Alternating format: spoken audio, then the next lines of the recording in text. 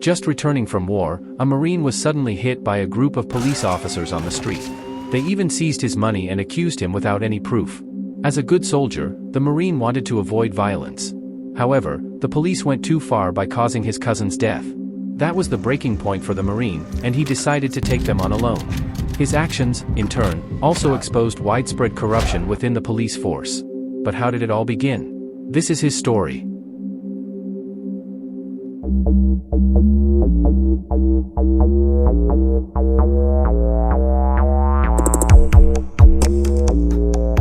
The film opens with a man riding his bicycle.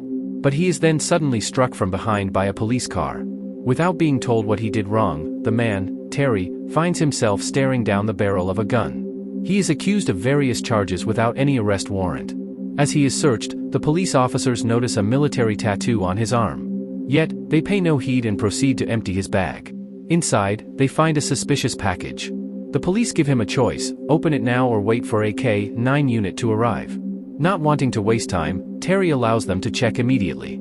The officers quickly inspect it and find a large amount of cash. Patiently, Terry explains that all of it is legitimate money. He intends to use it as bail for his cousin, who has been detained. The police then ask about the reason for the detention. Terry reveals that his cousin has been charged with marijuana possession. Seeing such a large sum, the officers assume Terry must be involved in drug transactions. Because of that, they declare that the money will be confiscated for now. Terry tries his best to explain the situation in detail, but the police stand firm in their decision. With no other choice and in a hurry, Terry is forced to comply and continues his way to City Hall. Upon arrival, Terry explains his situation to the court administration staff. However, they are unable to help since it involves police allegations. A woman then approaches him and invites him to talk at a restaurant. Her name is Summer, and she is also a court administrator. She explains the civil asset forfeiture law that has now affected Terry. A law that has often been misused by police officers, allowing them to seize any property they suspect, without needing any evidence. Moments later, a police officer enters, prompting them to leave immediately. Terry explains that his cousin is still only a suspect and must not be transferred to prison. If that happens, gang members will surely target him. Feeling sympathetic, Summer urges Terry to find another way to gather bail money, since that is the only way his cousin can be released before trial. Terry is deeply grateful for Summer's help, despite them being strangers. Afterward, Terry calls a friend who owns a Chinese restaurant business. Having partial shares in it, he requests to withdraw his money. His friend gladly promises to send it as soon as possible. That night, as usual, Terry spent the night alone in the forest.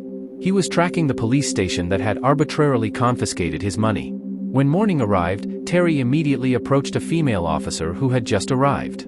He then reported the robbery that had happened to him on the road.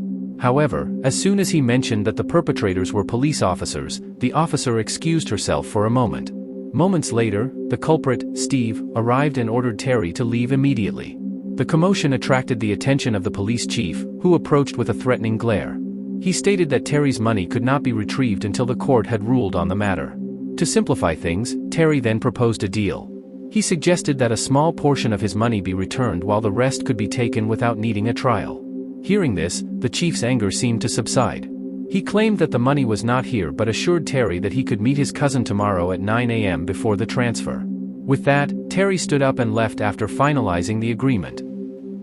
Night fell once again, and Terry remained in the forest. The next morning, he arrived exactly at the appointed time. However, upon arrival, the police chief told him that he had just missed his cousin. It turned out that yesterday's deal had been nothing but an empty promise meant to deceive him. Wasting no time, Terry quickly pedaled his bicycle to chase after the prison bus. He cut through the forest, eventually catching up with the vehicle carrying his cousin. While still riding, Terry called out, explaining that he would soon pay the bail.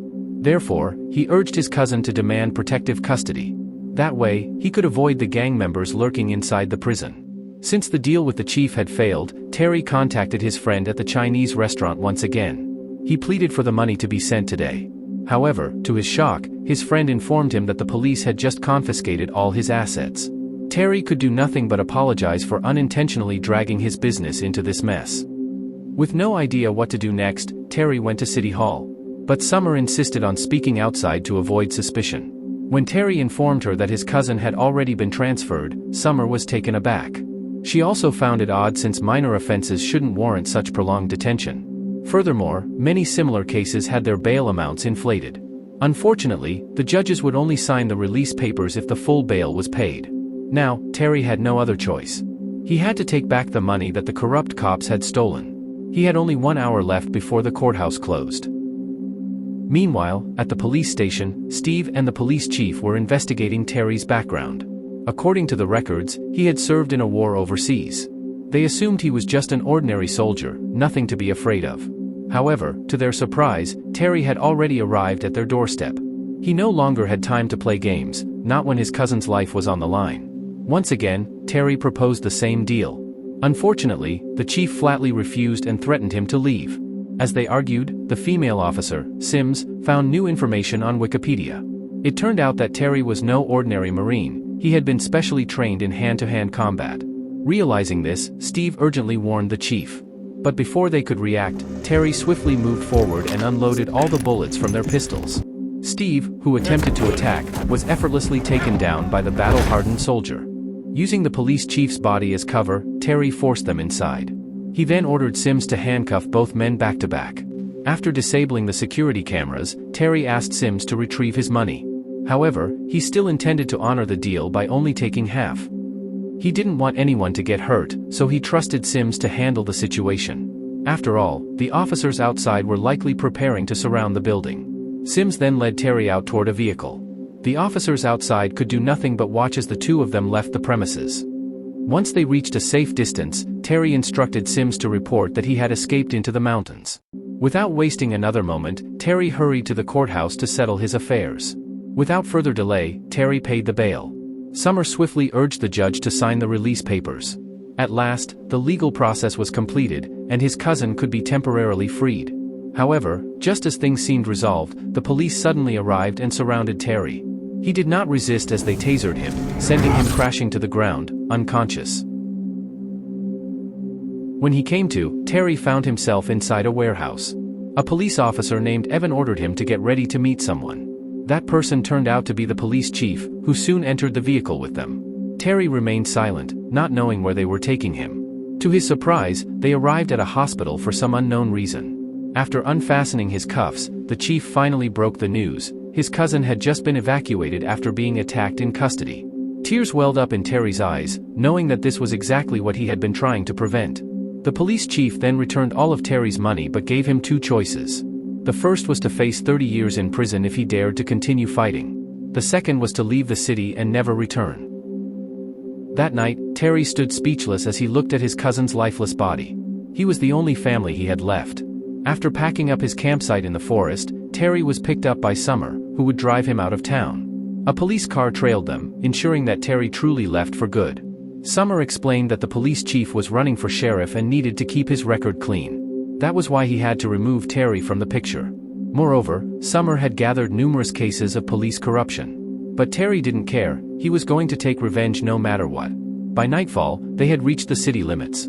Before parting ways, Terry handed Summer his phone number in case she ever needed help. Once she was gone, Terry sought out someone to buy an old car. A few days later, Summer woke up in the middle of the night. Someone had broken into her home, prompting her to check the surroundings. A syringe in her bathroom sink made her realize the horrifying truth: she had been injected with something. The culprit could be none other than the police, who saw her as a threat. Summer immediately called Terry for help. Without waiting for dawn, Terry rushed to her side. He found Summer collapsed in the bathtub, barely conscious. She weakly explained that the substance injected into her was drugs.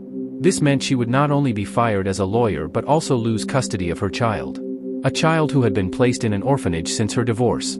Terry was devastated but could do nothing. He felt guilty, knowing that Summer had now become another victim of the merciless police force. With no other choice, Summer decided to go to work as usual. Meanwhile, Terry had to leave the city limits as soon as possible. Unfortunately, as expected, the judge immediately fired Summer on the spot. She couldn't hold back her tears, realizing her career was now completely over. Meanwhile, Terry, who was driving, noticed that he was being followed from behind. He pulled over to the shoulder of the road, only to see a police car blocking his path from a distance. Steve then ordered him to turn off the engine and throw the keys out. With a calm demeanor, Terry complied without resistance. After reminding Terry of their previous agreement, Steve suddenly fired his weapon. Reacting swiftly, Terry countered the attack and took Steve down in an instant. Without wasting time, he quickly started the car and sped away into the wilderness. At the orphanage, Summer could only watch her daughter from outside the gate. A few moments later, a police car approached her from behind. Under a bridge, Terry abandoned his old car, his arm covered in blood from a deep wound. Summer then called him, revealing that the police had threatened her. They ordered her to stay away from Terry and leave the city. Terry, however, asked her to meet him at the Chinese restaurant. Upon arrival, Summer was led to a storage room. Inside, Terry was having his wounds treated by Mr. Liu, the restaurant owner. He was also a veteran who had served as a medic during the war. Afterward, Terry asked Summer to reveal all the evidence she had gathered. But Summer explained that they needed more proof to expose the corruption within the police force. Knowing that the police chief was about to be promoted and that his cousin had already died, Terry resolved to act immediately. He was willing to do whatever it took to put an end to this injustice. That very night, they set off to meet their first informant.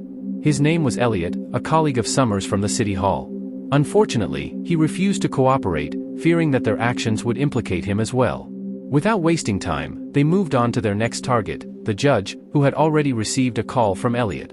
From him, they learned that the only undeniable evidence was at City Hall, the dashboard camera recordings from police vehicles, which had documented all their corrupt activities. However, upon arriving, they found that the police had gotten there first. Terry and Summer sneaked into the basement by prying open a window. As they navigated the corridors, a sudden noise caught their attention. They hid as officers walked past, heading toward the stairs. Moments later, flames began to spread into the storage room. Acting fast, Summer grabbed a nearby drink and doused the fire before it could grow. They quickly searched for the evidence they needed. After rummaging through the area, they found several memory cards and secured them immediately. Terry reignited the fire and urged Summer to leave. But Summer insisted on retrieving more evidence. The two split up. Terry went to prepare the vehicle, while Summer rushed upstairs to the courtroom. Just as she found what she was looking for, the police arrived. From a distance, Terry saw Summer being overpowered and taken hostage, unable to fight back. Silently, Terry then followed their car. Not long after, the police switched vehicles and left the area. One remaining police car was then rammed by Terry without hesitation. With full force, Terry dragged the officer's body out. His terrified opponent could do nothing but beg for mercy. Terry then seized his intercom and threatened to release the evidence to the media. Steve offered an exchange and revealed the location. However, Terry refused to do it now. He would come tomorrow when the daylight had arrived. When morning came, the police were already prepared at the designated location. They consisted of a fully armed unit. Meanwhile, Summer was left inside the car as a bargaining tool. Moments later, the police chief received a phone call in his office. It turned out to be Terry, informing him that the war was about to begin. The call ended, and Terry revved up his vehicle. As it turned out, he was crashing through the back wall of the station. All units were immediately called back to headquarters. The police chief, who attempted to inspect the situation, was then shot until he was incapacitated. Sims, who arrived at the scene, had his gun easily taken away. Terry explained that he was only using rubber bullets that were not lethal. He then tried to convince Sims to cooperate with him once again. All the memory cards were then handed over to be kept safe. As police cars arrived, Terry braced himself to face them. But suddenly, Sims betrayed him and pointed a gun at him. Terry could only surrender as he was led away without resistance. Calmly, Steve demanded the evidence from Sims and destroyed it all. He then also revealed Summer's condition, who had passed out after being injected with drugs. That sight filled Terry with rage and heightened his alertness. As Steve was about to execute Terry, Evan quickly intervened, refusing to let anyone be killed. The situation grew tense as emotions flared in the argument. But suddenly, Evan was shot by the police chief, who had arrived at the scene. While the police chief was trying to calm his men, Terry seized the moment to grab Evan. The two took cover behind a vehicle and started throwing smoke bombs into the open ground. Gunfire erupted in multiple directions. With all the evidence gone, Evan told Terry to turn on a recorder. The dashboard camera would retain footage from 3 minutes before it was activated. Terry quickly understood and rushed to rescue Summer, who was still unconscious. One by one, the approaching officers were swiftly taken down by him. The same fate befell Steve, who was beaten down by Terry's burning fury. With the remaining time, Terry sprinted to Summer's car and activated the camera. He then reversed the vehicle and helped Evan inside as fast as possible. Steve, who attempted to strike, was grabbed and dragged along the road. Then, he was knocked down by Summer, who had regained consciousness. With one tire punctured, Terry kept speeding toward the city hospital. The police chief ordered Sims to move and pursue him. The chief quickly overtook Terry and slowed him down. Sims was then instructed to catch up and block the target's path. Summer grew anxious as there was now no escape route left. But suddenly, Sims rammed the police chief's car, sending it flying off the road. It turned out that Sims had changed his mind and sided with Evan. The same went for several other officers who escorted Terry's vehicle to its destination. Upon arriving at the hospital, Summer and Evan were immediately taken to the treatment room. Terry then grabbed the recording device as undeniable evidence for the court.